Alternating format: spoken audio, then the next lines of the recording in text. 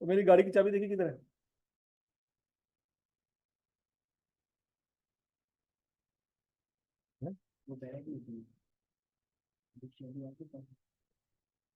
नहीं, उस कैंपस में होगी।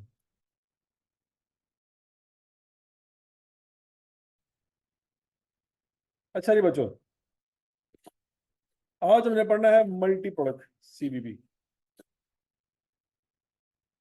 क्या पढ़ना है? क्योंकि 90% कंपनियां ऐसी होती हैं जो सिर्फ एक प्रोडक्ट नहीं बेचती, बल्कि 90% से ऊपर ही होंगी।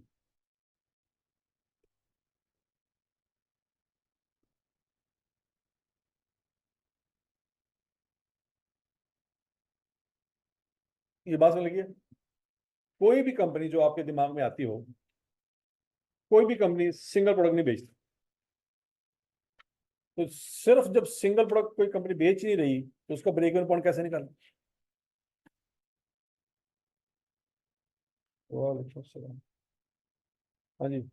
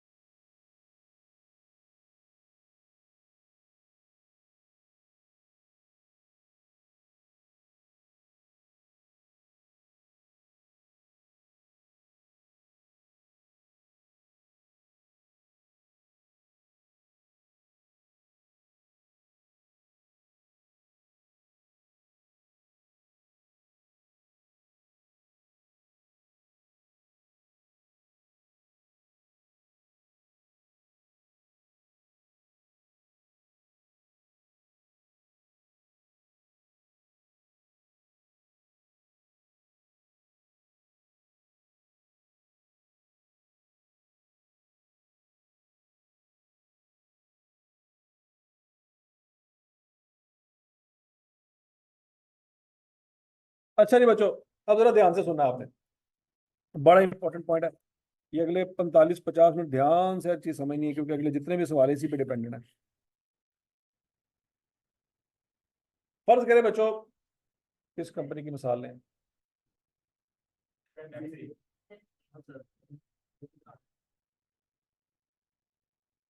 प्राइचिक्स।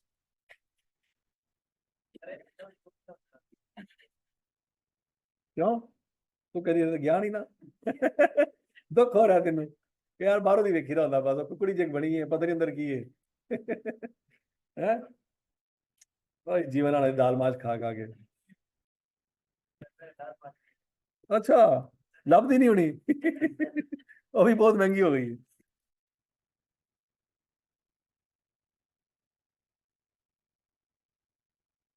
फ्राई चिक्स वाले कर रहे हैं, बर्गर थोड़ा सा छोटा हो गया।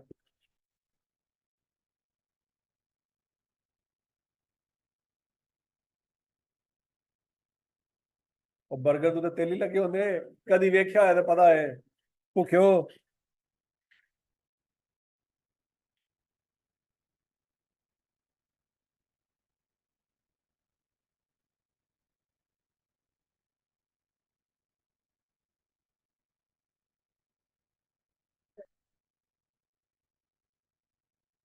ठीक है जी, बोतल है।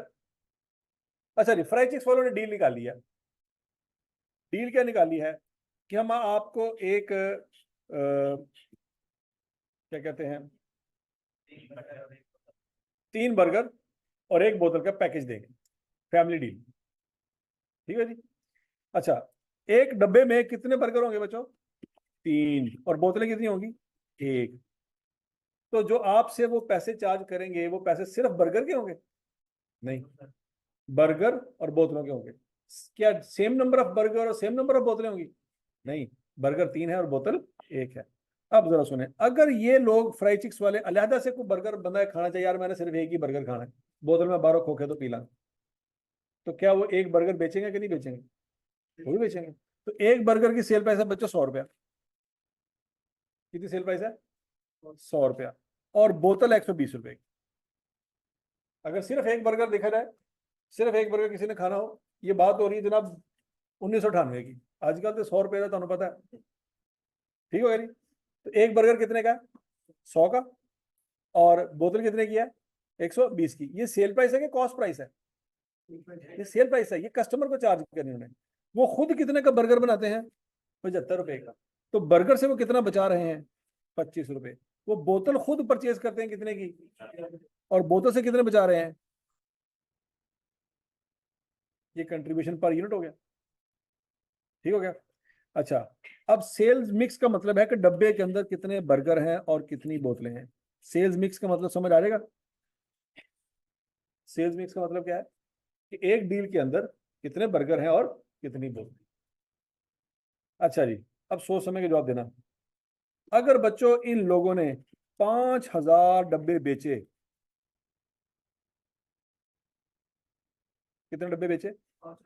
अगर ये 5,000 डब्बे बेच दें तो मुझे बताओ कितने बर्गर सेल होंगे? 15,000। और कितनी बोतलें सेल होंगी? क्या यहाँ तक ये 15,000 कहाँ से आया, ये 5,000 कहाँ से आया, ये बात समझ आई? अगर 15,000 बर्गर सेल होंगे तो 5,000 बोतलें सेल होंगी, या बराबर बराबर? अच्छा। अच्छा बच्चों, पहले हम निकाला करते थे, अब जो फिक्स कॉस्ट है बच्चों, केएफसी वालों की, सॉरी फ्राई चिक्स वालों की जो फिक्स कॉस्ट है, रेंट है या डेप्रिसिएशन है या जो कुछ भी है, वो तो बर्गर हो या बोतलें हो, फिक्स कॉस्ट तो पड़नी है ना। ये बोतलों की फिक्स कॉस्ट ज्यादा होगी और बर्गरों की ज्यादा होगी। फिक्स कॉस्ट का मतलब है रेंट, उस पूरी दुकान का रेंट। तो उसमें हम ये तो नहीं ना कह सकते कि ए वाली कंध बोतलें दिए थे, बाकी 3 कंधा बर्गर दिया थे। पूरी बिल्डिंग का रेंट पे कर रहे हैं, बर्गर बोतलें बेचे ना बेचे, रेंट तो पे करना ही करना। तो उस दुकान का रेंट कितना है? 3 लाख। अब ये जो 3,15,000 का आपने रेंट पे करना है, क्या ये रेंट सिर्फ बर्गरों में से निकलेगा? ये बर्गर से भी निकलेगा और बोतल से भी निकलेगा। पहले तो हम ये करते थे ना, फिक्स कॉस्ट ऊपर रखते थे, नीचे रखते थे कंट्रीब्यूशन पर यूनिट। तो हमें पता लग जाता था इतने यूनिट बेचोगे तो ब्रेक इवन आ जाएगा। मसला यही, यहाँ पे यूनिट दो तरह के हैं, बर्गर भी हैं और बोतलें भी हैं। नहीं समझ रही बात? तो बर्गर और बोतलें दोनों बेच के अब आपने रेंट पूरा करना है। फिर सोचना पड़ेगा कि कितने बर्गर बेचे और कितनी बोतलें बेचे कि ये रेंट 3,15,000 का पूरा हो। तो बच्चों पॉइंट यहाँ पे ये है कि अब हम बर्गर और बोतलों की बात बाद में करेंगे। पहले हम बात करेंगे डील की, कि कितनी डीलें बेचे। पॉइंट समझ आया? बर्गर और बोतलों की बात अब हमने नहीं करनी। अगर तो एक कंपनी सिर्फ एक ही तरह का यूनिट बेच रही है ना, सिर्फ बोतल बेच रही है, तो आराम से अपना ब्रेक इवन निकाल लेगी। दूसरी कंपनी सिर्फ बर्गर बेच रही है, तो भी आराम से अपना ब्रेक इवन निकाल लेगी। मसला कब पड़ेगा? जब एक कंपनी दो या दो से ज्यादा यूनिट बेच रही है, उसका ब्रेक इवन निकालना है। तो ब्रेक इवन फिर नहीं निकलेगा डायरेक्ट किसी बोतल का या किसी बर्गर का अलग अलग ब्रेक इवन नहीं निकलेगा, क्योंकि बर्गर और बोतल दोनों का टोटल रेंट सेम है। ऐसा तो नहीं ना है कि दो दुकानें हैं, एक दुकान में सिर्फ बोतलें पड़ी हैं और एक दुकान में सिर्फ बर्गर पड़े हैं। तो जो बर्गर वाली दुकान है उसका भी 3,15 का रेंट है और बोतल वाली दुकान का भी 3,15 का रेंट है। फिर तो अब अलग अलग निकाल लेना ब्रेक इवन दोनों। क्या उस दुकान में से इतनी बोतलें सेल करो, इस दुकान में से इतने बर्गर सेल करो, ब्रेक इवन अचीव हो जाएगा। दुकान एक है, उसी दुकान के अंदर बर्गर भी बनता है, उसी दुकान के अंदर बोतल भी सेल होती है। नहीं बात सुन रही? क्लियर है? अच्छा। तो बच्चों अगला पॉइंट ये है कि अगर आपने ऊपर रखनी है फिक्स कॉस्ट, तो नीचे सिर्फ बर्गर का कंट्रीब्यूशन आएगा? नहीं। क्या सिर्फ बोतल का कंट्रीब्यूशन आएगा? नहीं, दोनों का आएगा। लेकिन फिर दोनों का कैसे आएगा? एक बर्गर और एक बोतल का कंट्रीब्यूशन लेंगे? नहीं, 3 बर्गर और एक बोतल का कंट्रीब्यूशन लेंगे। तो यहां तक की बात समझी? मतलब कंट्रीब्यूशन पर यूनिट नहीं लेना, अब कंट्रीब्यूशन पर डील लेना है कि डील में कितना कंट्रीब्यूशन। तो ये बात समझ आ रही है? अच्छा, अब जरा सोच समझ के जवाब देना बच्चों। एक बर्गर को बेचे कितने रुपए कमाएंगे? एक बोतल को बेचे कितने रुपए कमाएंगे? 9 रुपए। तो डील को बेचे तो कितने कमाएंगे?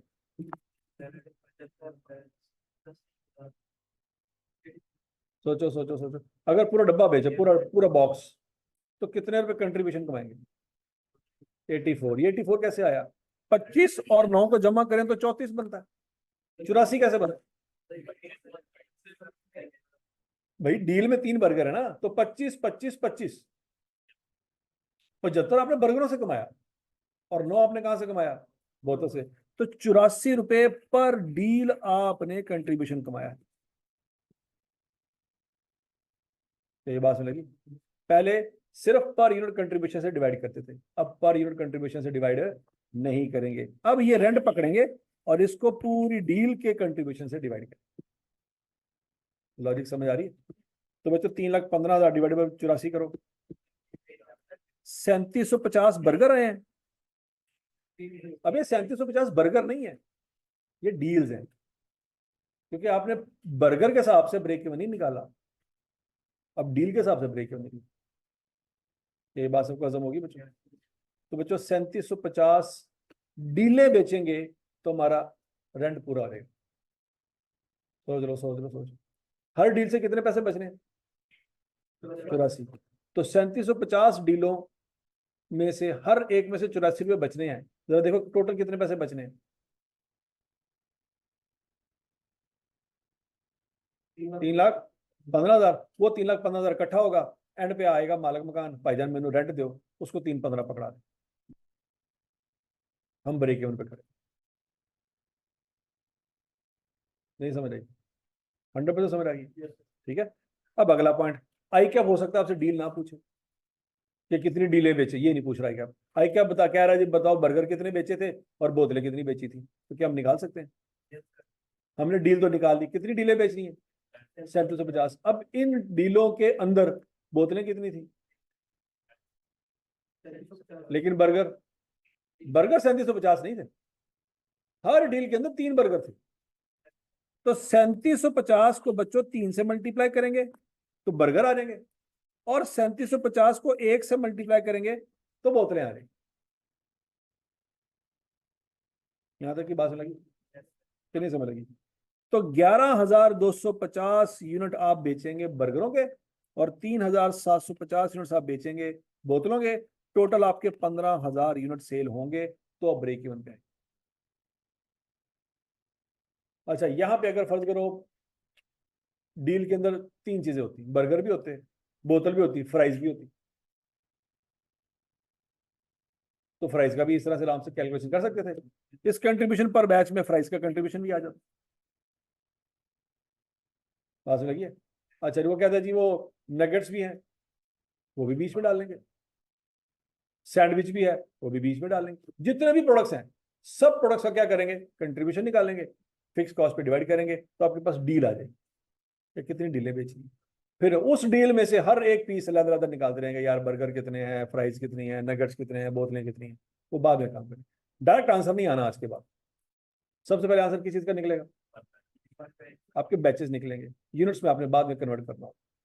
अगर आई का बैचेस पूछ ले तो आपका सवाल चुरा ये 3750 पे खत्म। अगर आई का आपने पूछा कि बैचेस बताओ, तो बैचेस हमारे कितने आ गए, सवाल खत्म। लेकिन अगर आई का कहा बोतलें बताओ, तो अगला काम क्या करना है, बात समझ आ रही?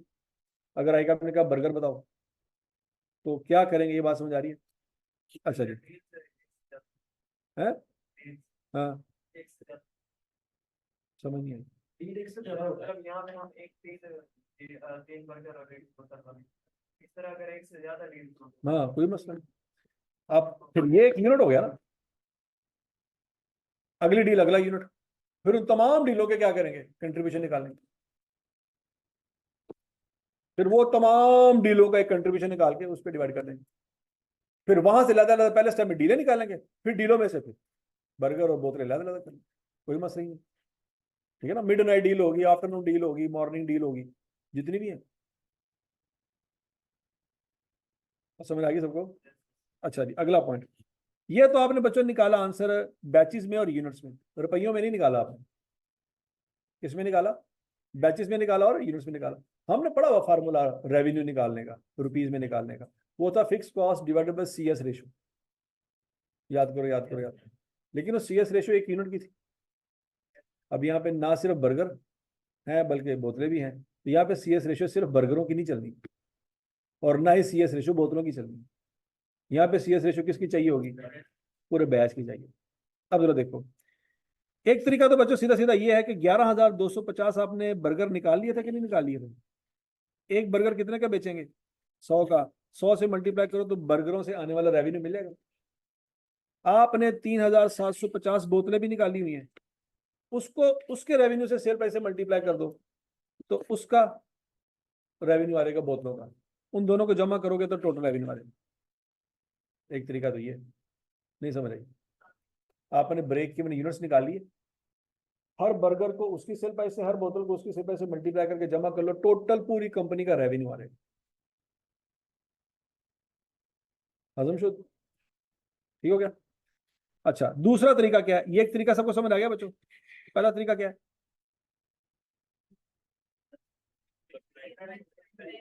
यूनिट्स निकाल चुके हैं आप ऑलरेडी, सेल प्राइस से मल्टीप्लाई कर रेवेन्यू आ रहेगा। दूसरा तरीका ये है कि आप क्या करें, आपके पास फिक्स कॉस्ट है कितनी है जी, 3,15,000, उसको डिवाइड कर दे सी एस रेशो। लेकिन सी एस रेशो सिर्फ बर्गरों की नहीं आनी, बैच की आनी, पूरी डील की आनी। पॉइंट समझ आया। तो C S ratio per batch निकालने के लिए बच्चों पहले तो आपको पता होना चाहिए कंट्रीब्यूशन कितना है पूरे बैच का, 84। इसको आपने डिवाइड करना सेल प्राइस पे, ऐसी है सी एस रेशो निकालने के लिए।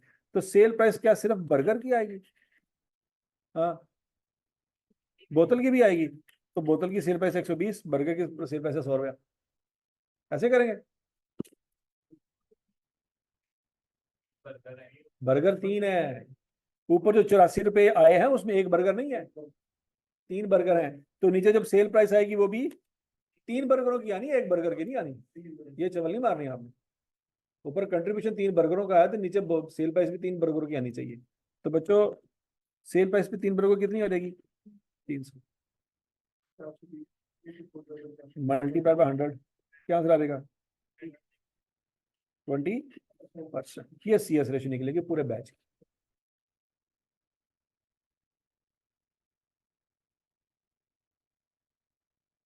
नहीं समझ आई, नहीं समझ आई, क्लियर है? और बोलो तो सही। तो बच्चों अब देखो जरा, 3,15,000 आपका क्या है, fix cost divided by 20% C S ratio per batch. Answer निकालो, क्या आ जाएगा, 15,75,000। ये आंसर आप ऑलरेडी निकाल चुके थे। दो तरीके हैं आपके पास ब्रेक इवन रेवेन्यू निकालने। क्या पहला तरीका क्या है, यूनिट आप ऑलरेडी निकाल चुके हैं, उसको क्या करो सेल प्राइस से मल्टीप्लाई। दूसरा तरीका क्या है, फिक्स कॉस्ट को C S ratio per unit per batch से डिवाइड कर दो, आंसर भी आंसर। तो C S ratio per batch निकालने के लिए अगर कंट्रीब्यूशन है पूरे बैच का, तो नीचे सेल प्राइस भी पूरे बैच की आएगी, एक बर्गर और एक बोतल की नहीं आएगी। समझ आ गई। अब अगला काम, फर्ज करें बच्चों आपने यही तरीका इस्तेमाल किया और आपने रेवेन्यू निकाल लिया। क्या निकाल लिया, अब रेवेन्यू से आई का उल्टा सवाल पूछता है, रेवेन्यू तो कर लिया, हूं यूनिट कटो।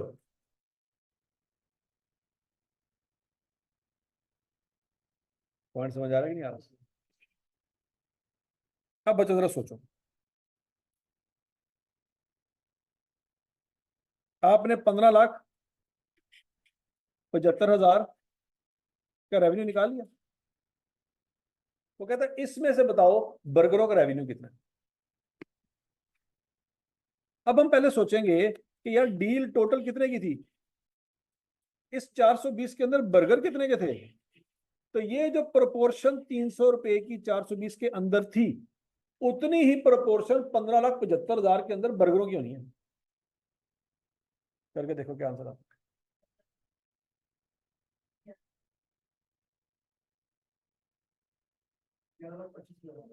पॉइंट समझ आ गया। तो ये आपने ऑलरेडी ऊपर निकाला हुआ है, बर्गरों का रेवेन्यू 11,25,000। तरीका समझ आ गया कि अलग रेवेन्यू आपके पास नहीं है, उसने आपको टोटल रेवेन्यू दे दिया। अब टोटल रेवेन्यू में से कहता है बर्गर का रेवेन्यू बताओ। निकाल लेंगे बच्चों, कैसे निकालेंगे, टोटल पूरी डील की सेल प्राइस, उसके अंदर बर्गर की प्रोपोर्शन कितनी, वो प्रोपोर्शन निकाल के टोटल रेवेन्यू को क्या करें, मल्टीप्लाई। अच्छा क्या था, बोतल का निकालो। तो 15,75,000 टोटल रेवेन्यू, 420 पूरे डील की सेल प्राइस, उसके अंदर बोतल कितने रुपए की है, 4,50,000, 11,25,000। तो बच्चों ये 11,25,000 निकालने के भी आपके पास दो तरीके हैं। सोच लो सोच लो सोच लो। पहला तरीका क्या है, पहला तरीका ये यूनिट्स इनटू सेल मिक्स एक डब्बे के अंदर कितने यूनिट्स इनटू सेल प्राइस। ये देखो जरा, ये 3750 कहां से आया? Break even. 3 कहां से आया? ये 3750 बेसिकली क्या है? बर्गर है। ये बैचेज है। एक बैच के अंदर कितने बर्गर हैं? 3। और ये 100 क्या है? Sale price. इस तरह से भी बर्गर का रेवेन्यू आ सकता है। और दूसरा तरीका क्या बताया है? 300 डिवाइडेड बाई 420 मल्टीप्लाई 15 लाख 75। ये दोनों तरीकों से आंसर आ सकता है। इस तरह से बच्चों बोतलों का भी कैसे आ सकता है?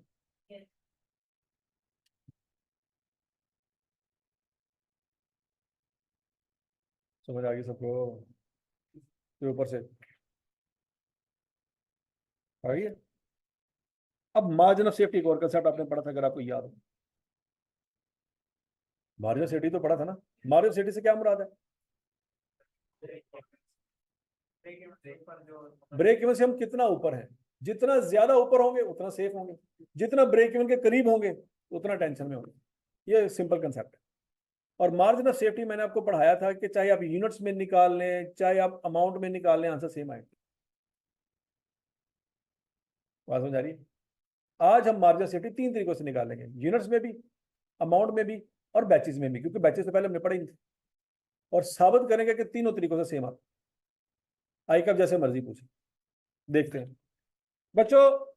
हम यहाँ पे जो बात कर रहे थे ना कि 15,000 बर्गर आपने बेचे हैं, 5,000 बोतलें बेची हैं, तो ये तो बर्गर और बोतलें फिर ब्रेक इवन से ऊपर ही हैं। क्या ब्रेक इवन में 5,000 बोतलें निकली हैं? नहीं। क्या ब्रेक इवन में 15,000 बर्गर निकले हैं? नहीं, कम निकले हैं। और हम ये क्या लिखा हुआ फिर? हमने सोचा हुआ है, तो ब्रेक इवन से ऊपर सोचा हुआ है कि नीचे सोचा हुआ है? अगर ब्रेक इवन से ऊपर है तो मार्जिन ऑफ सेफ्टी फिर होगा ना, या नहीं होगा? अब वन बाय वन बात करते हैं।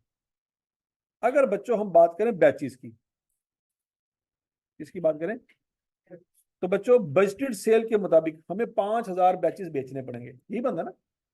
अगर 5,000 डीलें सेल करें तो कितने बर्गर सेल होंगे और बोतलें? इसका मतलब है बजटेड सेल में हमारी 5,000 डील्स हैं, या पैकेट्स हैं, या बैचेस हैं, जो मर्जी कर लें। हमारी कितनी डीलें सेल होनी है? 5,000 डीलें सेल होने का हमने प्लान किया हुआ। मिनिमम कितनी करें तो सुकून में रहेंगे?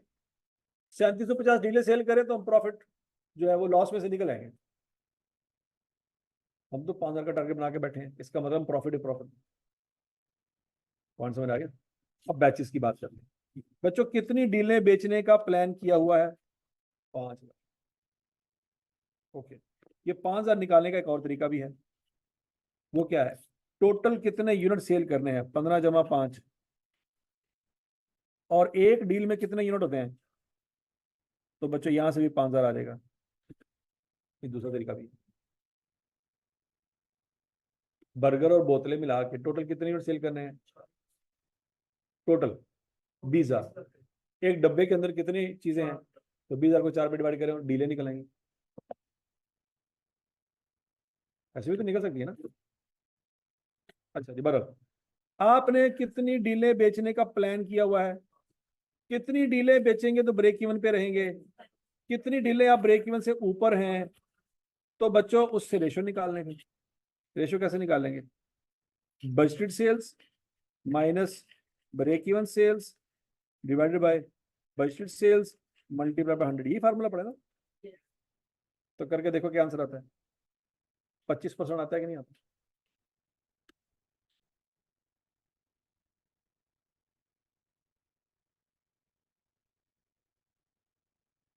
हाँ जी,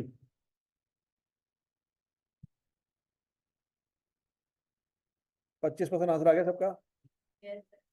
अगर तो आई का हमें डाटा दे बैचेस की सूरत में, किसकी सूरत में? बैचेस की सूरत में, तो बच्चों हम आराम से 25% आंसर निकाल लेंगे। निकलेगा। अब फर्ज कर आई कैप ने हमें बैचेस की सूरत में डाटा नहीं दिया, वो हमें देता है टोटल यूनिट्स की सूरत में। तो टोटल यूनिट बर्गर के और बोतलों के मिला के हमने कितने बेचने हैं? 20,000। और ब्रेक इवन में टोटल यूनिट मिला के हमने कितने बेचने हैं? 15,000। कैसे? 11,250 बर्गर, ये जरा देखो, 11,250 बर्गर और 3,750 बोतलें मिला के टोटल 15,000 चीजें सेल करेंगे हम ब्रेक इवन पे।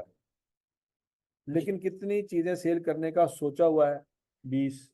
कितनी सेल करेंगे कि लॉस से निकलेंगे? 15। कितना ऊपर है? 5,000 यूनिट ऊपर है। यहां पे बच्चों सेम फार्मूला लगा के देखो, आंसर सेम आएगा। बजटेड सेल्स के units 20,000 minus break even sale के units 15,000 divided by budgeted sale के यूनिट मल्टीप्लाई बाय 100। क्या आंसर आता है? 25%। आई कैप हमें बैचेस में डाटा दे दे तब भी मार्जिन ऑफ सेफ्टी निकल आएगा। आई कैप हमें बैचेस का डाटा नहीं दे रहा, यूनिट्स दे रहा है, तब भी मार्जिन ऑफ सेफ्टी की रेशो आ जाएगी। और अगर आई कैप हमें यूनिट्स भी नहीं दे रहा, रेवेन्यू दे रहा है। अब जरा सोच समझ के जवाब देना बच्चों। जो सोचा हुआ है, कितने बर्गर बेचने का सोचा हुआ है? एक बर्गर कितने का है? कितना कमाएंगे? 150। ए ला रहे तेरे, तू तो बर्गर भी नहीं बेच सकता। 15,000 बर्गर बेचे ने 100 रुपए दे, तो 1.5 लाख कमाया है कि नहीं? हाय हाय हाय हाय, तू तो बर्गर की दुकान तो लिद्दर ही खाएगा, है कि नहीं? 15,000 बर्गर बेचे, हर बर्गर कितने बेचा? 100 का, तो 1.5 लाख कमाया है। फिर कहना सर मैं जीवन आना में क्यों रहता हूँ? अच्छा ये नहीं कहूँ तो कैसे और तो पाना चाहता सी। मैं वही कह रहा, मान लिया है तुम।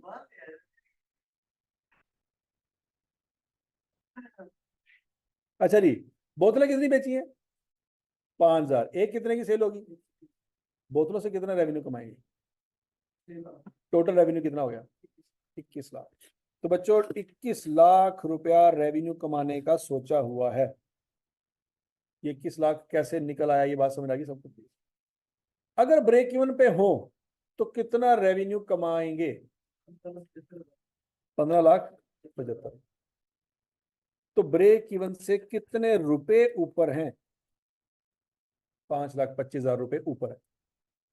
अब यहां से मार्जिन ऑफ सेफ्टी निकाल।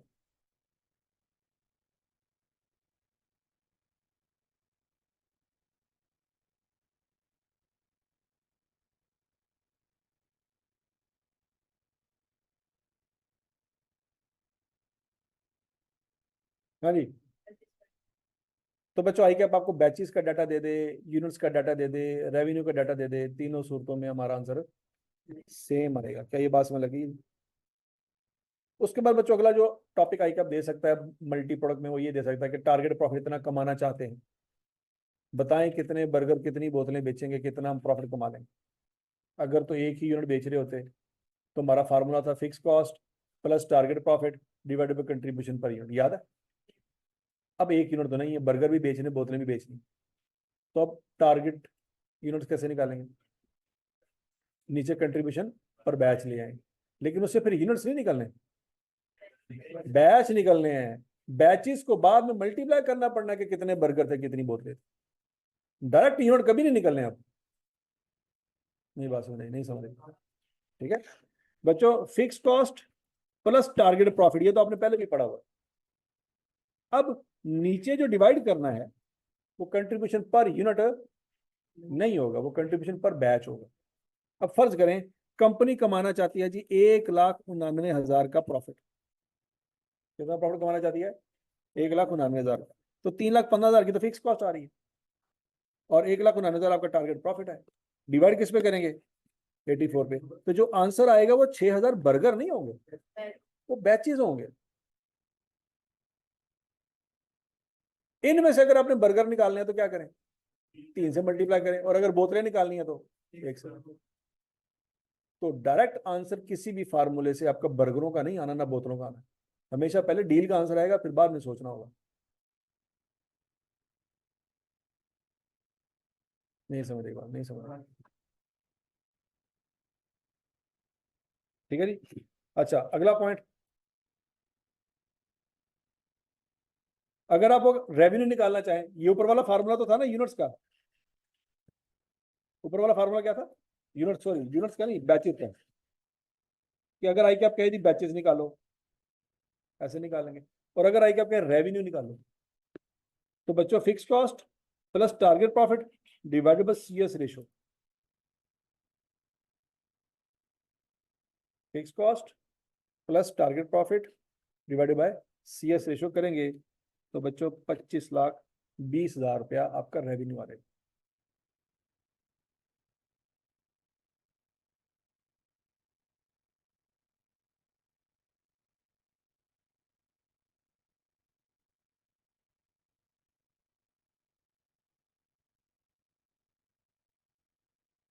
तो समझ आई सबको? तो बच्चों ये जो हमने सीएस रेशो निकाल लिया, इसका दूसरा नाम बुक में वेटेड एवरेज सीएस रेशो भी लिखा हुआ है, कोई टेंशन वाली बात तो नहीं है ना। जब तक अकल काम करती है, नाम जो मर्जी रखें, कंसेप्ट क्लियर होना चाहिए कि भैया सीएस रेशो पर यूनिट तो कभी नहीं हो सकता, पर बैच ही होगी। ठीक हो गया? तो ये बाकी सारे फार्मूले अपने पड़े हुए हैं।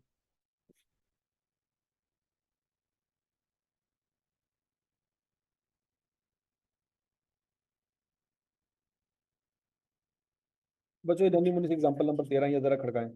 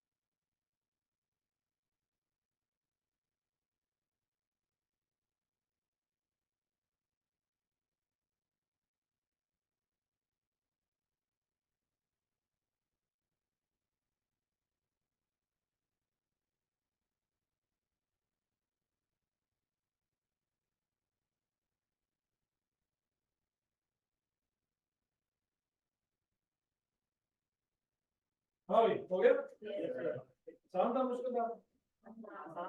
आसान था। अच्छा, कौन आसान है? मुझे एक वीडियो बना के दे दे, तेरी मेहरबानी है। मैं ना जो पेपर तो 2 दिन पहले चलावांगा, अच्छी कर लांगे, मैंने जीवन हाने दरा आंदा है। अच्छा ये क्या आंसर आया जी? 55,000 बैचेज हैं। अच्छा देखो, उसने सवाल में बैचेज नहीं मांगे, यूनिट्स मांगे। लेकिन बाय डिफॉल्ट जो आपका फार्मूले से आंसर आएगा वो क्या आएगा, और उसको फिर आपने सेल्स मिक्स से मल्टीप्लाई करके यूनिट्स निकाल। यहां तक की बात समझ आई? तो सही कर लिया था। फिर उसने दूसरी चीज क्या मांगी है, ईच प्रोडक्ट। आपने रेवेन्यू निकालना, हर प्रोडक्ट का अलग और टोटल अलग। तो वंस अगेन बच्चों, आपने अगर यूनिट्स निकाल लिए हैं, तो उन यूनिट्स को क्या करें, सेल प्राइस से मल्टीप्लाई कर दें। एक तरीका तो ये, दूसरा भी है, लेकिन उसके लिए क्या करना पड़ेगा, सीएस रेशो निकालनी पड़ेगी, ऐसी है ना। फिर उस सीएस रेशो से जो आंसर आएगा वो टोटल रेवेन्यू आएगा, उसके टोटे टोटे फिर लादा से करने पड़ेंगे। नहीं समझ रही?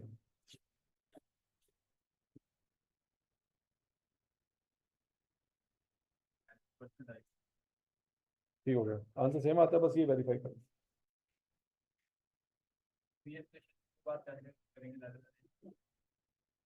तो पूरे बैच की सेल प्राइस, उसमें से रैकेट की सेल प्राइस रेशो ले लेंगे।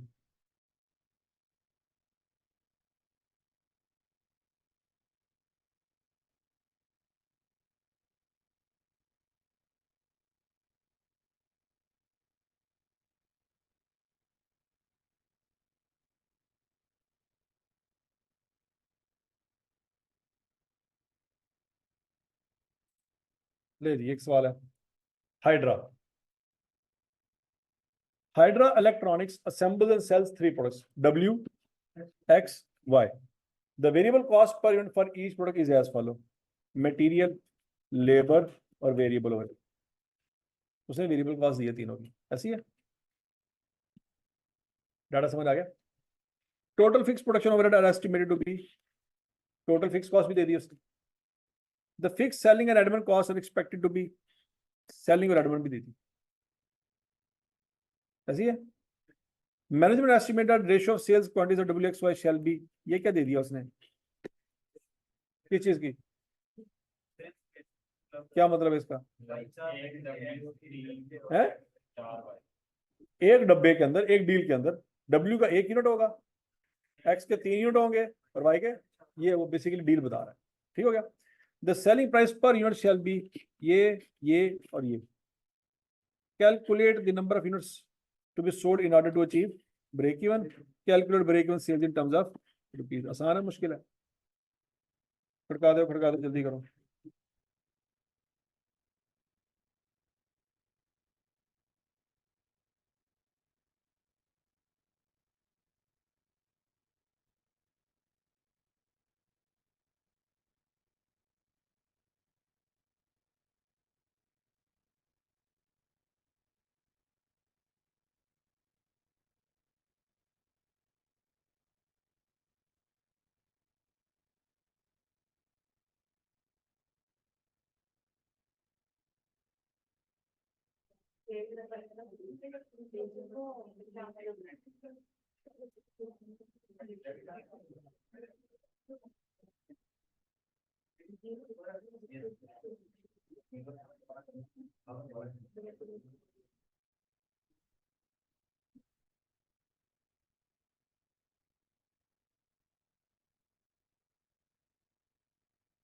हाँ भाई,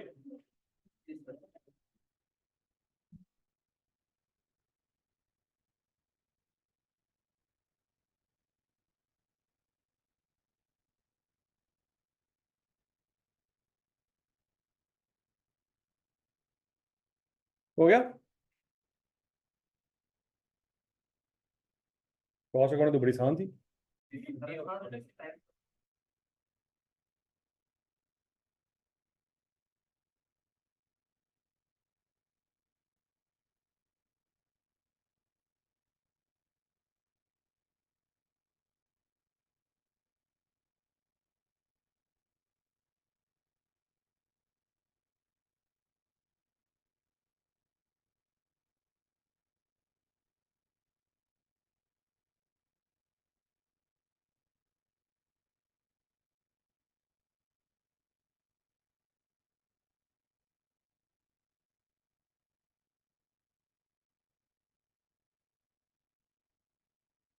हाँ जी, हो गया।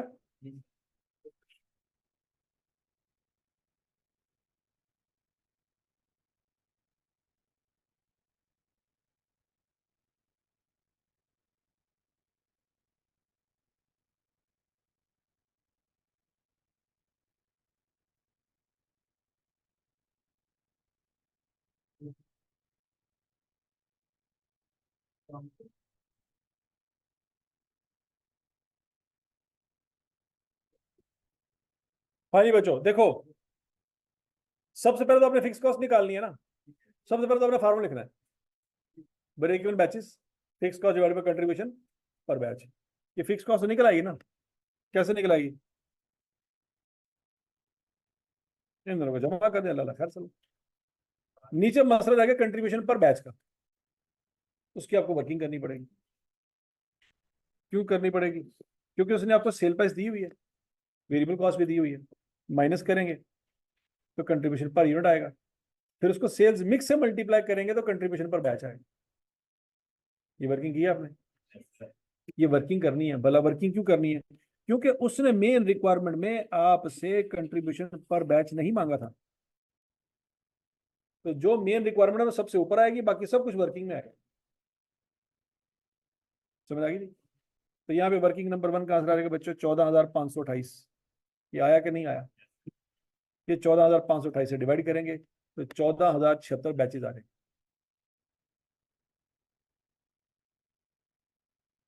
14,076 बैचेज आए। अब अगला काम उसने क्या मांगा, बैचेज तो हमने निकाल लिए, लेकिन क्या उसने बैचेज मांगे हैं? उसने तो यूनिट्स मांगे हैं। अब बैचेस को पकड़ेंगे और सेल्स मिक्स से मल्टीप्लाई करेंगे कि डब्बे में 1 यूनिट डब्ल्यू का था, 3 यूनिट एक्स के थे, 4 यूनिट वाई के। ये आपने काम, तो यहां से क्या निकलेंगे, यूनिट्स निकले, ये निकले। पार्ट ए आपका कंप्लीट हो गया।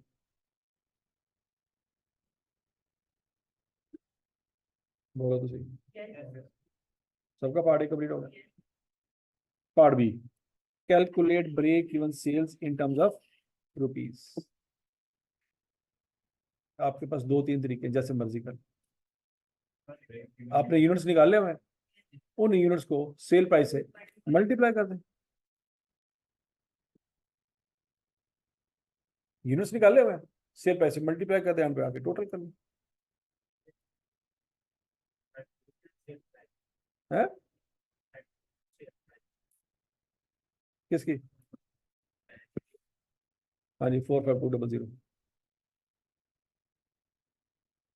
एक तरीका तो बच्चों ये है ना कि हर यूनिट्स को उसकी सेल प्राइस से मल्टीप्लाई करके जमा कर ले एंड पे, ऐसी है ना। दूसरा तरीका आपके पास ये भी था, क्या, ब्रेक इवन बैचेस आपके पास हैं, उसके सेल प्राइस पर बैच से भी मल्टीप्लाई कर दो, आंसर तब भी सेम आएगा। सोच लो सोच लो सोच लो। ब्रेक इवन के बैचेस निकाले हैं ना, उसको क्या करो, सेल प्राइस पर बैच से मल्टीप्लाई कर दो, आंसर तब भी सेम आएगा। करके देख लो।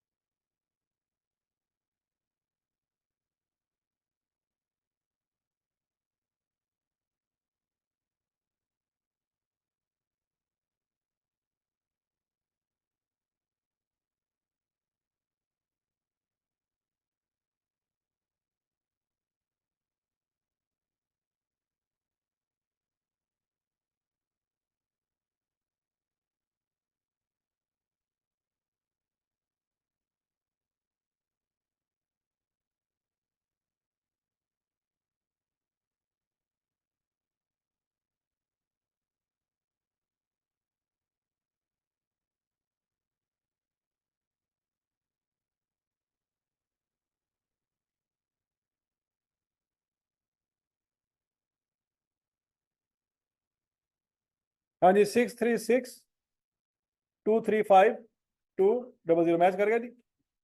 दूसरा तरीका क्या बचो, ब्रेक इवन बैचेस निकाले हुए आपने, उसको क्या करो, सेल प्राइस पर बैच से मल्टीप्लाई कर दो, तो भी आपके पास आंसर आ जाएगा। सेल प्राइस पर बैच कैसे निकालनी, ये बात समझ आ जाएगी सब। 45,200 है। बुकनू मार गोली, समझ आ गई। ठीक है ठीक है, छोड़ दे छोड़ दे छोड़ दे।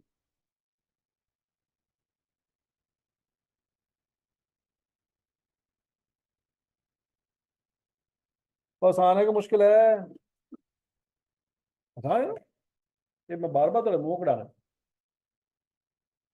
वो बच्चे लभो जा रहे चीखते पे सी आर की पेपर च, उन्होंने कॉस कोड जिंदी आसान है, मेरे को पुट्ठे हद जरी आनी उन्होंने वालों।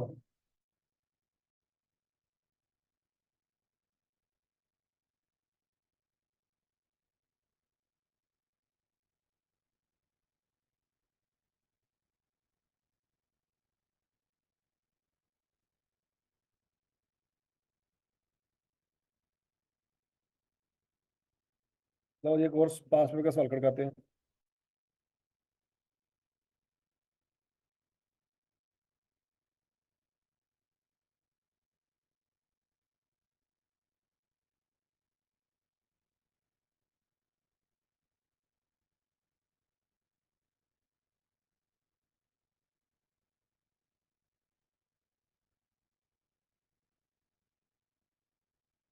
आटम 2019 में सवाल आया था बच्चों, पास पेपर का। कितने नंबर का आया था जी?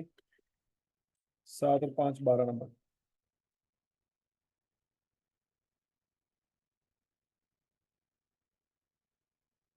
Macchiato Private Limited is planning to launch a new business of manufacturing carpets and rugs. Carpet क्या होते हैं?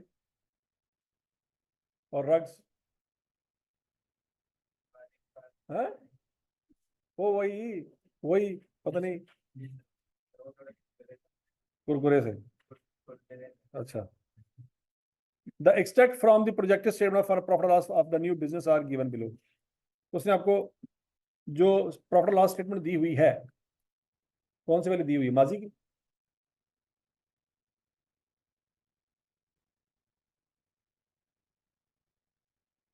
प्रोजेक्टेड का मतलब क्या है?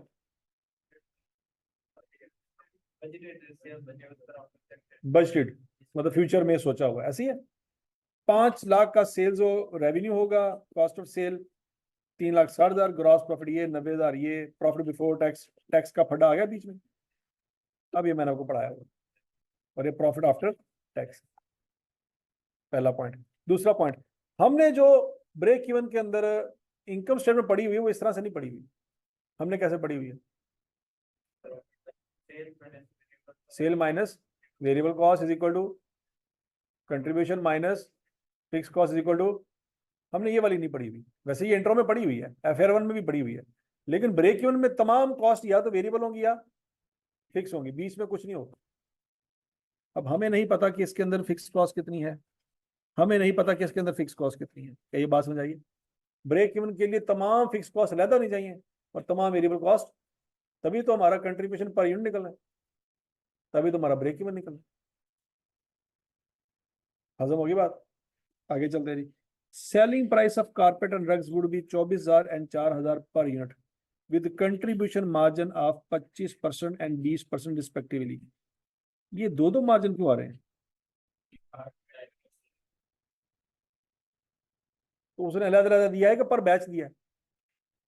अगर पर बैच होता तो दो होते, एक ही होता। ये जो दो दिए हैं उसने कोई ना कोई तो वजह है। अच्छा, उसने आपको कंट्रीब्यूशन मार्जिन दिया है, और बोलो तो सही, दिया। तो इसका मतलब बच्चों आप मुझे कारपेट की वेरिएबल कॉस्ट बता सकते हो और कंट्रीब्यूशन बता सकते हो? शाबाश। हम्म।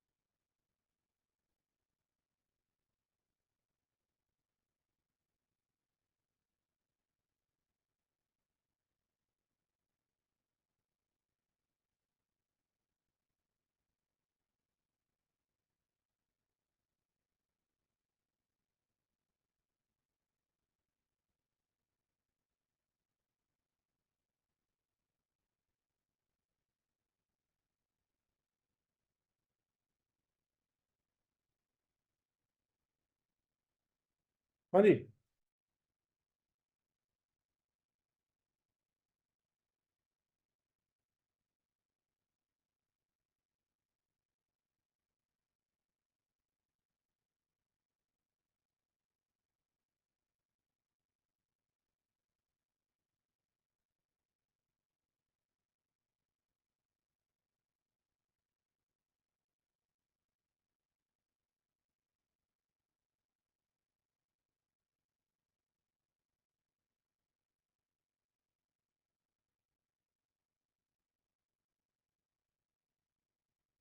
हाँ जी, कंट्रीब्यूशन नहीं निकला, वेरिएबल कॉस्ट नहीं निकली, ये थोड़े लाभ है।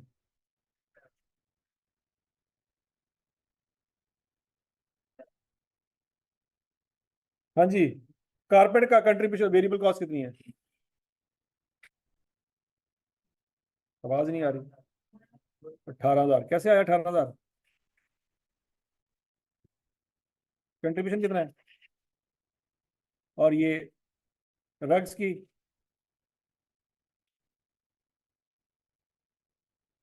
हाँ जी,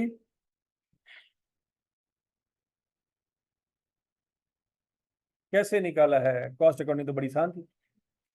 अभी क्या हुई? कॉस्ट अकाउंटिंग आसान है, क्वेश्चन बायो का है।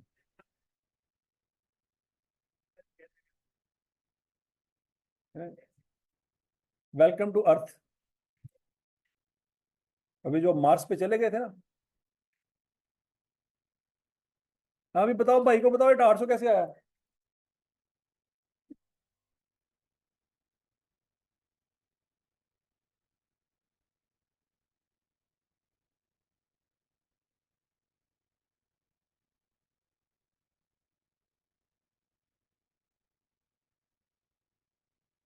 जो स्टूडेंट्स आप मुझे बताएं, आपको समझ आइए? अहमद, अता, मोहम्मद, मरियम, मोहिउद्दीन, शाहजेब, आमिर, मुझे बताइए जो मैंने कैलकुलेशन की, आपको समझ आ गई सबको?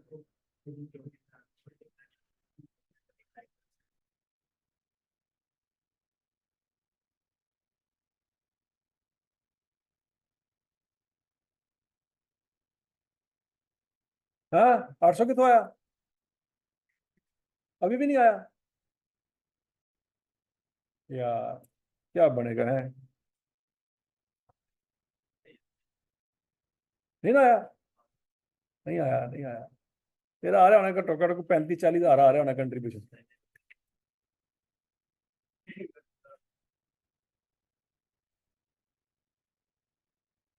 सत्या ही नाश तेरा। CS रेशो का फार्मूला बता क्या है? हाँ, सेल्स बटा, हाँ सेल्स बटा fix cost multiply by contribution. हाँ, sales divided by contribution multiply by variable cost under root fix cost.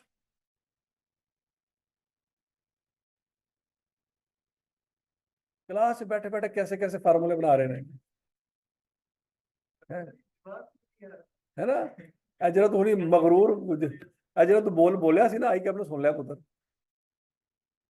खुदा को तो तुम डर दे कोई नहीं, आई के तो डर दे ना, है? ये बात है। कहते हैं कौन सी कौड़ी बड़ी सारे थे, फार्मूला चेक करो। Contribution divided by sale price multiply by 100, ये CS रेशियो है। उसने CS रेशियो आपको दी हुई है 25% दी हुई है, और सेल भी पता है, तो क्या निकाल सकते हैं? कोई नहीं तेरे को निकला। अब चल हूं काट ले, हूं काट के बाहर, अजय भी नहीं निकलना।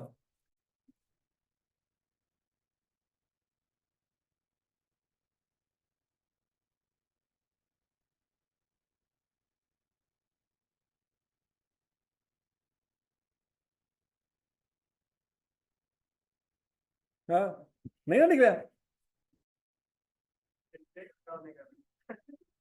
कैलकुलेटर काम नहीं कर रहा, तो खुदा का खौफ था। मुझे तो फार्मूला भी लिख देता है यार।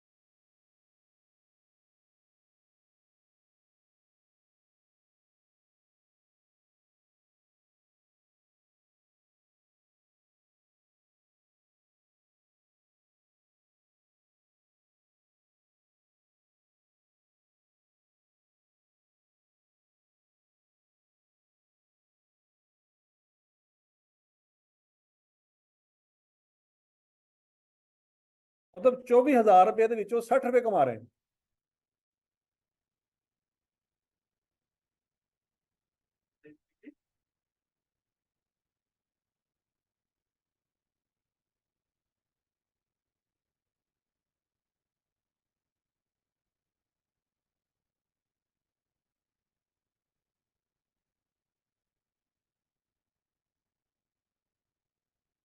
और समझ आ गई सबको? अच्छा बच्चों, अब जरा अगला मसला सुने। क्या ये जो 5 लाख रुपए का सेल रेवेन्यू है, क्या ये सिर्फ कारपेट का है? क्या ये सिर्फ रग्स का है? नहीं। अगर तो ये बच्चों, ये रेवेन्यू सिर्फ कारपेट का होता ना, तो कारपेट के यूनिट को उसकी सेल प्राइस से मल्टीप्लाई करते तो 5 लाख आ जाना चाहिए था। ऐसे ही ना? सोचो सोचो सोचो सोचो। लेकिन ये 5 लाख रेवेन्यू सिर्फ और सिर्फ कारपेट का नहीं है। ये फिर कैसे 5 लाख रुपए बना होगा, इसके बारे में थोड़ा सा सोच विचार करते हैं, क्योंकि हमें यूनिट चाहिए कि 5 लाख रुपया कैसे बना होगा। किसी के दिमाग में कोई आइडिया आ रहा है तो बताओ।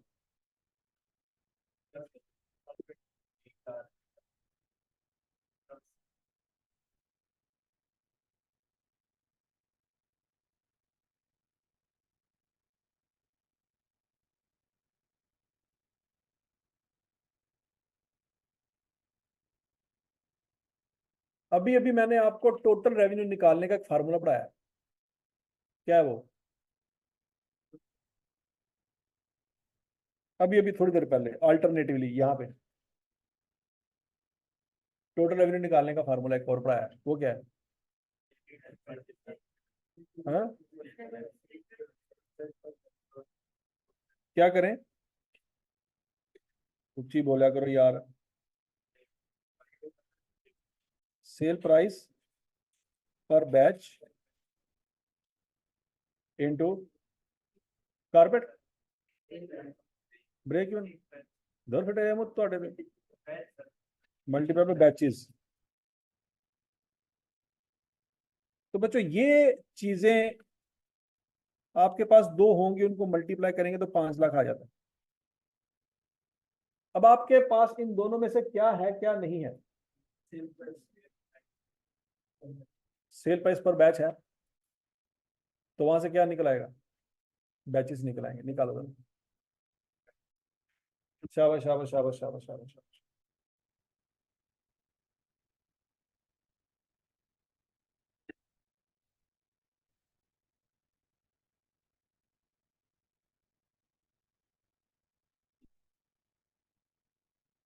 है? हाँ, वो 3 जीरो भी शामिल कर लो, कोई मसला नहीं।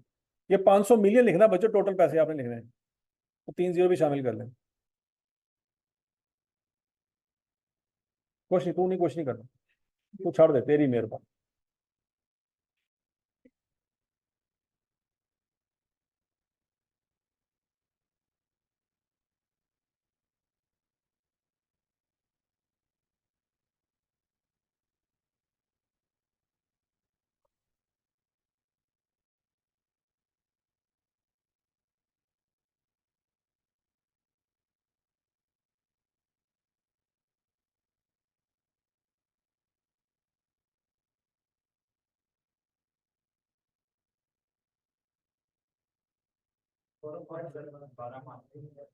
12।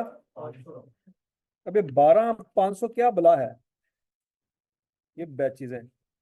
आप मुझे बता सकते हैं इन बैचेज में कितने कारपेट होंगे और कितनी रग्स होंगी?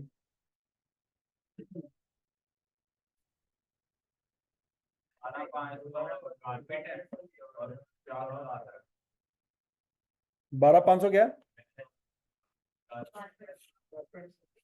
12 500 कारपेट्स हैं और 50,000 रग्स हैं। यही बात सबको समझ आ गई? अब सोच समझ के जवाब देना। अब आप सोच रहे होंगे सर ये हम क्यों कर रहे हैं? सवाल है ना कि ये क्यों करने सानू कैसे पता लगा सी 5 लाख ਨੂੰ हथ पाना है? बच्चों देखो, आपके पास वेरिएबल कॉस्ट पर कॉर्पेट है और वेरिएबल कॉस्ट पर रग है, लेकिन इस 3,60,000 के अंदर टोटल वेरिएबल कॉस्ट कितनी ये नहीं पता। पॉइंट समझ आ रहा है ना कि 3,60,000 के अंदर क्या टोटल सारी की सारी वेरिएबल कॉस्ट है या फिक्स कॉस्ट भी है? दोनों भी हो सकती हैं, हमें नहीं ना पता। नीचे ऑपरेटिंग एक्सपेंस के अंदर भी वेरिएबल कॉस्ट और फिक्स कॉस्ट हो सकती है। हमारा मकसद ये है कि हम वेरिएबल कॉस्ट निकाल लें। अगर वेरिएबल कॉस्ट निकाल लेंगे तो बाकी जो बच जाएगी वो क्या होगी? फिक्स कॉस्ट होगी। क्योंकि जब तक वेरिएबल कॉस्ट और फिक्स कॉस्ट अलग-अलग नहीं होगी, क्या नहीं निकाल सकते, ब्रेक इवन नहीं निकाल सकते। हमारा इस वक्त मसला ये दो तरह के खर्चे हैं। अब जो रेवेन्यू है वो 12,500 बैचेस का है, तो कॉस्ट ऑफ सेल भी फिर कितने बैचेस की होगी, 12,500 की होगी। तो अब हमने देखना है कि 12,500 बैचेस की वेरिएबल कॉस्ट कितनी हो सकती है, उसको 3,60,000 से कंपेयर कर लेंगे, क्योंकि वो वेरिएबल कॉस्ट है, बाकी क्या होगी, फिक्स। ये हमारा मकसद, मकसद समझ आ गया बच्चों। अब 12,500 कारपेट सेल करेंगे हम, और 50,000 रग सेल करेंगे, और वेरिएबल कॉस्ट आपके पास कारपेट की भी है और रग्स की भी है। तो मुझे बताओ इस 3,60,000 में टोटल वेरिएबल कॉस्ट कितनी है। ये हमारा एजेंडा है, नहीं समझ रहे। कारपेट की वेरिएबल कॉस्ट क्या निकाली साहब ने, ये था, और रग्स की 3,200। तो बच्चों इसको कितने से मल्टीप्लाई कर देंगे, 18,000 से, और इसको किससे मल्टीप्लाई कर देंगे, 3,200 से। तो यहाँ पे बच्चों वेरिएबल कॉस्ट आ जाएगी।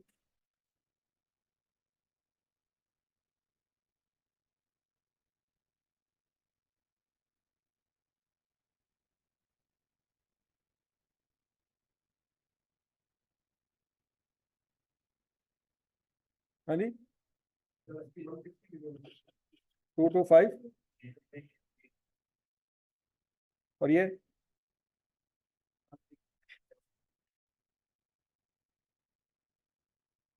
याद है,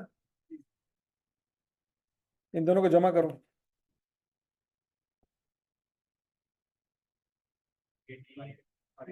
385, वो तो 360 है,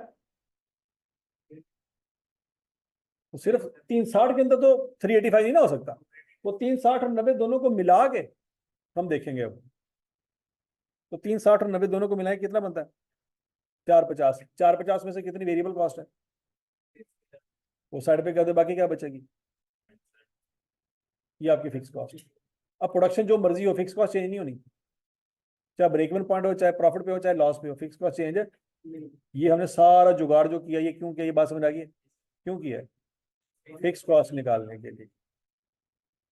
है भाई, आई क्या द लेवल, तो तेरा CS रेशो का फार्मूला की है?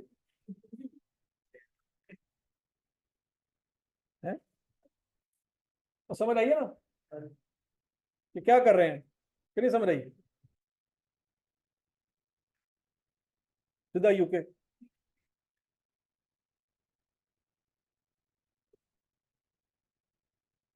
ये देखो बच्चों, सबसे पहले तो आपने रिक्वायरमेंट पढ़नी है। रिक्वायरमेंट में क्या मांगा, क्या मांगा उसने, ब्रेक इवन। ब्रेक इवन कौन से वाले, रेवेन्यू, रेवेन्यू मांगा ना। तो फॉर्मूला लिखेंगे, क्या आएगा, fix cost divided bye CS ratio per batch. Fix cost निकालने के लिए आपको क्या करना पड़ेगा, वर्किंग नंबर 1, और CS रेशो निकालने के लिए आपको क्या करना पड़ेगा, वर्किंग नंबर 2। ठीक हो गया। अब वर्किंग नंबर 1, वर्किंग नंबर 1 ध्यान से समझनी है बच्चों आपने। आपको इनकम स्टेटमेंट में टोटल खर्चे दिए गए, कौन कौन से, 360 और 90। 360 के अंदर भी फिक्स कॉस्ट हो सकती है, और 90 के अंदर भी फिक्स कॉस्ट हो सकती है। हमने दोनों को टोटल कर लिया, टोटल कॉस्ट कितनी होगी, 450। अब इस 450 में से वेरिएबल कॉस्ट माइनस कर लेंगे, जो पीछे जो बच जाएगा वो क्या होगा। अब वेरिएबल कॉस्ट माइनस करने के लिए उसने ये दो इशारे आपको दिए थे। इन दो चीजों से आप क्या निकाल सकते हैं, पहले कंट्रीब्यूशन निकलेगा, फिर सेल प्राइस में से कंट्रीब्यूशन माइनस करेंगे तो क्या निकलेगा, वेरिएबल कॉस्ट निकलेगा। ये बात समझ आ गई, और बोलो तो सही। ये तो जरा देखो बच्चों, ये 24,000 में से 18,000 वेरिएबल कॉस्ट है, कंट्रीब्यूशन 6,000 है। ठीक हो गया। 4,000 में से 3,200 वेरिएबल कॉस्ट है, और 800 कंट्रीब्यूशन है। यहाँ तक की बात समझ लगी, और बोलो तो सही। अच्छा, यहाँ से हमने कंट्रीब्यूशन, वेरिएबल कॉस्ट भी निकाल ली और कंट्रीब्यूशन भी निकाल ली, हर यूनिट का अलग। ठीक हो गया। अगला स्यापा ये था कि हमें कैसे पता चलेगा इन 5 लाख रेवेन्यू के अंदर कितने कारपेट है, कितनी रथ। वो अभी अभी आपको मैंने पिछले सवाल से समझाया है कि टोटल रेवेन्यू निकालने का एक और तरीका भी होता है, cell price per batch multiply by number of batches. देखो अब सिर्फ कारपेट को बेच के तो 5 लाख नहीं ना कमाया होगा, रग्स को भी तो बेचा होगा। या तो एक तरीका ये, कारपेट को X रख लें, रग्स को Y रख लें, इस तरह सॉल्व कर लें, मारो गोली। हमारे पास एक तरीका है तो सही, क्या, cell price per batch multiply by number of batches. अब सेल प्राइस पर बैच निकालने के लिए हमें क्या करना पड़ेगा, देखो जरा, 24,000 ये सेल प्राइस पर बैच। एक बैच में कितने कारपेट है, एक, ये लिखा हुआ है, एक बैच में कितने कारपेट है, एक। रग्स कितनी है, 4। तो बच्चे 24,000 को 1 से मल्टीप्लाई करेंगे और 4,000 को 4 से मल्टीप्लाई करेंगे, जमा करेंगे, पूरी डील पूरे बैच का रेवेन्यू आ जाएगा। कितना आ जाएगा, 40,000। यहां तक की बात समझ आ गई। अब इस 40,000 को पकड़ेंगे और 5 लाख पे डिवाइड कर देंगे, तो हमारे पास वहां से क्या निकल आएगा, नंबर ऑफ बैचेस जो इस वक्त हम सेल कर रहे हैं।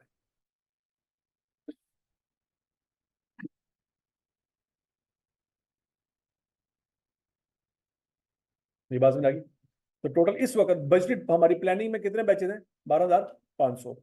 12,500 में से कारपेट कितने हैं, 12,500, और रग्स कितनी है, 50। ये हम क्यों कर रहे हैं, बार बार मैं पूछ रहा हूँ, ये हम क्यों कर रहे हैं, फिक्स कॉस्ट निकालने। हमारे दिमाग में एक एजेंडा है कि उस वक्त तक हमारा ब्रेक इवन नहीं निकल सकता जब तक हमारे पास फिक्स कॉस्ट ना। और उस चवल ने क्या किया है, हमें अब्जॉर्प्शन कॉस्टिंग के तहत मिक्स कॉस्ट दी है, फिक्स कॉस्ट वेरिएबल कॉस्ट ज्यादा नहीं दी। यह करके हरकत है डेफिनेटली। तो हमें पता है इसके अंदर भी वेरिएबल और फिक्स का पोर्शन होगा, और इसके अंदर भी वेरिएबल और फिक्स का पोर्शन होगा। हमें वेरिएबल ज्यादा और फिक्स ज्यादा चाहिए, हमें कॉस्ट ऑफ सेल और ऑपरेटिंग एक्सपेंस नहीं चाहिए। तो 450 में से वेरिएबल कॉस्ट निकालने के लिए हमें सारे पापड़ बेलने पड़े। समझ आ गई बात। अब अगला पॉइंट, 450 तो आपकी टोटल कॉस्ट है। अब 12,500 आपके कारपेट है, उसके अंदर वेरिएबल कॉस्ट कितनी है, 18,000। 50,000 आपके पास क्या है, रग्स है, उसके अंदर वेरिएबल कॉस्ट कितनी है, 3,200। मल्टीप्लाई करके टोटल करके उसमें से 450 में से माइनस करेंगे, हमारे पास 65 मिलियन का टोटल फिक्स कॉस्ट आ गया। ये हमारी कंप्लीट हुई है वर्किंग नंबर 1। वो 65 मिलियन बच्चों पर फार्मूले में पुट करते हैं।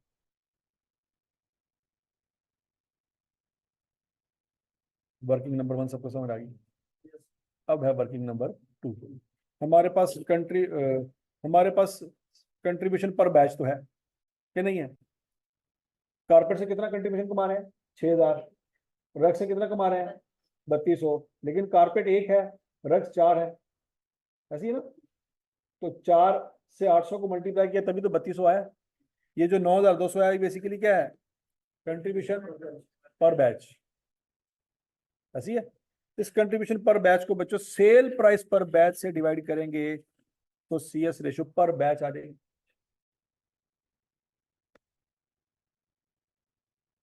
नहीं समझ, नहीं समझ। कंट्रीब्यूशन पर बैच 9,200 सबको क्लियर है। सेल प्राइस पर बैच 40,000 सबको क्लियर है। तो 9,200 डिवाइड बाई 40,000 मल्टीप्लाई 100 करेंगे तो आंसर क्या आ जाएगा, 23%। वो 23% बच्चे यहाँ पे डिवाइड कर देंगे तो हमारे पास ब्रेक इवन रेवेन्यू आ गया। तो ये बहुत बेहतरीन सवाल है कि जब आपको टोटल कॉस्ट दी हो और उसमें से फिक्स निकालनी, उसके ऊपर बहुत आला सवाल कि देखो फिक्स कॉस्ट निकालने के लिए हमें क्या क्या क्या क्या सोचना पड़ता।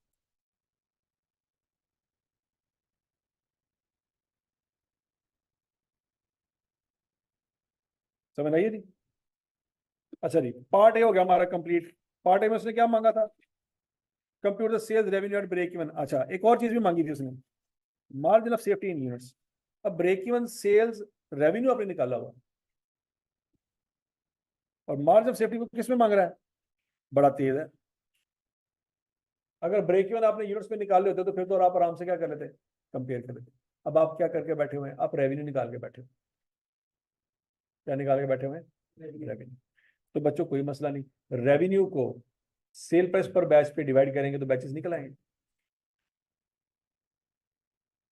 वही फार्मूला दोबारा,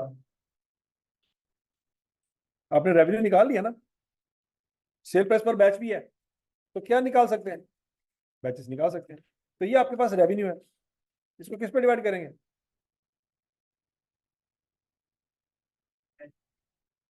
पर बैच पे। किस पे डिवाइड करेंगे, सेल प्राइस पर बैच पे डिवाइड करेंगे तो बैचेस आ जाएंगे। करके देखें जरा।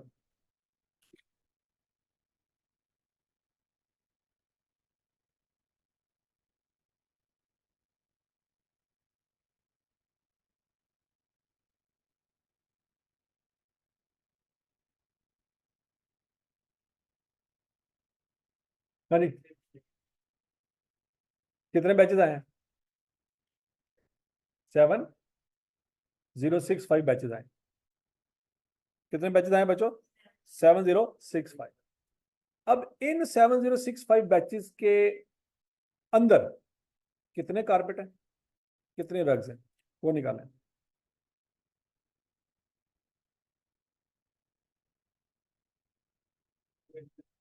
Seven zero six five carpet है और 28260 रग्स है। एक तरीका तो ये है। दूसरा तरीका आपको मैंने पढ़ाया हुआ है। टोटल रेवेन्यू को क्या करो, total sale price per batch से डिवाइड करो और जो कारपेट का हिस्सा बनता है उस रेवेन्यू के अंदर उस पर मल्टीप्लाई कर दो। ये वाली बात पढ़ी हुई कि नहीं पढ़ी हुई? ये भी पढ़ी हुई।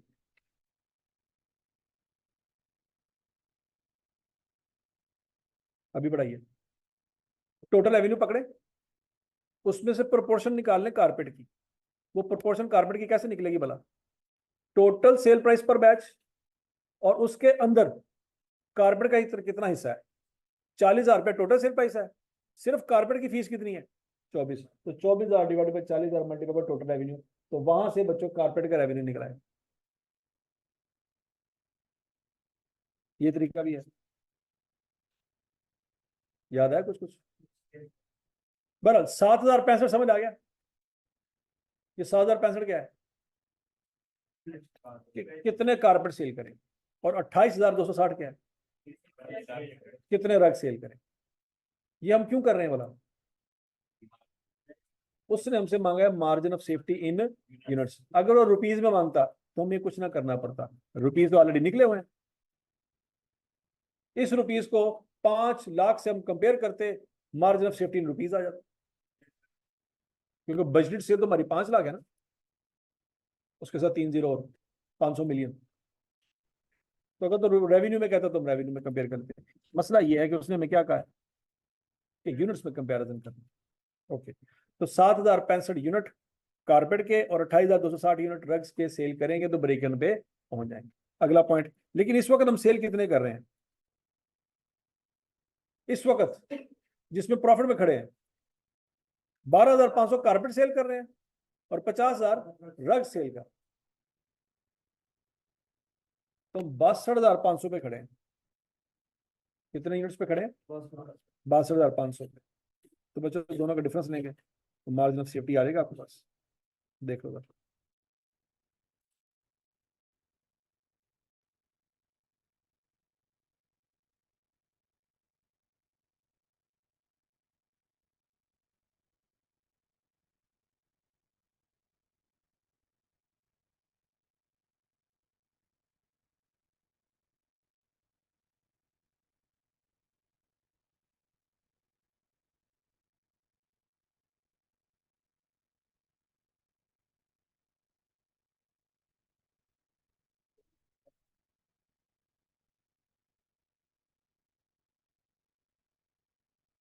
फिर कारपेट लैदा, रग्स लैदा, टोटल लैदा। बच्चों ये सबको समझ आया? ये उसकी मेन रिक्वायरमेंट थी। अब जाके आपका पार्ट एक कंप्लीट हुआ। लेवल समझ आ रहा है क्या? तो होली होली थोड़ा बहुत फील होया होगा। आ रहा है ना? सदा ही सेल प्राइस होते थे, कंट्रीब्यूशन थले। और समझ आ गई इसकी? पार्ट एक क्लियर है? अब पार्ट भी बच्चों आपने घर से होमवर्क करना है। सुने, अब वेरिएबल कॉस्ट सारी हमने लैदा कर ली, फिक्स कॉस्ट सारी हमने लैदा कर ली। कहता determine the number of carpet and rugs that must be sold, मतलब यूनिट्स निकालने हैं, बैचेस नहीं निकालने। क्या निकालने? Units. If MPL wish to maintain profit after tax equal to 10% of sales. Target profit उसने आपको बिफोर टैक्स वाला नहीं दिया, कौन सा दिया है? आफ्टर टैक्स वाला। और आपको पता है फार्मूले में अगर आपने आफ्टर टैक्स लिखा तो साथ आपको टैक्स लिखना पड़ेगा, या आप पहले ही क्या कर लो, प्रॉफिट बिफोर टैक्स निकाल। ये एक पॉइंट है जो आई के आपने टेस्ट किया है 5 नंबर। समझ आ गया? ये आपने बच्चों घर से ट्राई करना, कर लोगे? वेरी गुड अहमद, शाबाश शाबाश शाबाश शाबाश। हाँ जी, ऑनलाइन स्टूडेंट्स मुझे बताओ समझ आ गई आपको जो मैंने पढ़ाया? Online students